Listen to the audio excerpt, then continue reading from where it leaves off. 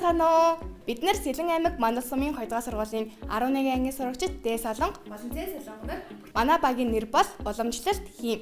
Бид нар анхын тэмцээний химийн хичээл дээрээ сонсон тэмч учраас манай бүтээл химийн хичээлтэй холбоотой. Анхын тэмцээнийг сонсоод Мандал сумынхаа давуу талыг судалж эхэлсэн. Мандал сумын давуу тал нь газар тариалан болон мал аж ахуйгаараа улсдаа тэргүүлдэг.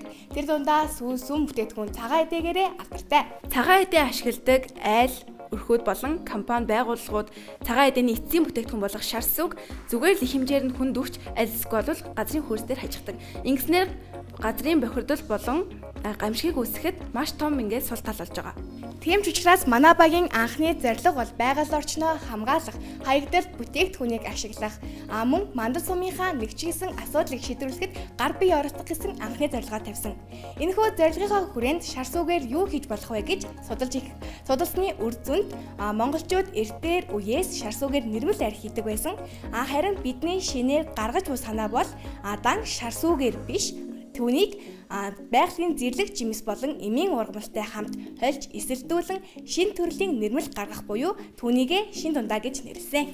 Дархлаа дэмжих гэсэн маш олон давуу талтай болох юм бол энэ жилийн дахин боловсруулж төрлөө нэмсэн нь болохоор Монголын зэрлэг жимс болон эмийн ургамал мөн хийж үсэн төрлөөр олдсож байгаа. Ингэж хийж үснээрээ гиз доторх дүүрэнгийг арилгах, гизний гөрөлцөг хөдөлгөөнийг сайжруулах мөн дархлаа дэмжих маш том давуу талтай.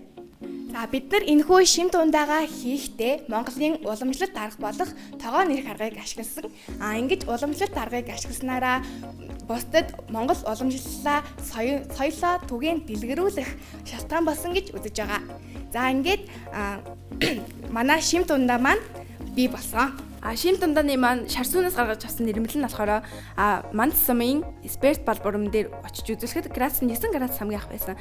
Тэгээд бид энэ жил төрлөө нэмж байгаа эмийн ургамал хийж үсэн төрлөөрөө дахиад ингээд үзээд 2-3 градус буюу бидний яг эмийн буюу эрүүл мэндийн арх бус амин дэмтэй бүтээгдэхүүн маань гарч ирсэн байгаа. Ингээд харахад манай оронд шар сүгээр бүтээгдэхүүн хийдэг үйлдвэрүүд маш цөөхөн байдаг. Тийм ч учраас бидний бүтээгдэхүүн нь шар сүний хэрэглээг өсгөхөд ач тустай юм а.